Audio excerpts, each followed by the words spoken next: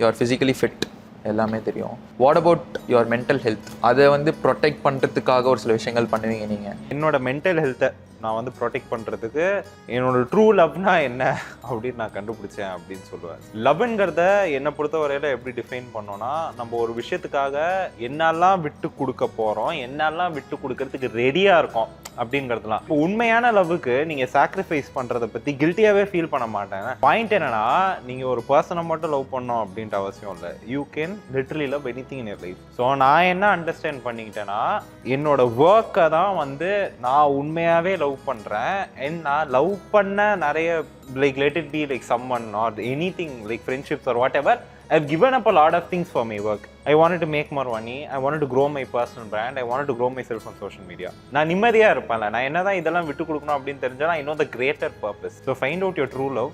By that you will be able to protect your mental peace.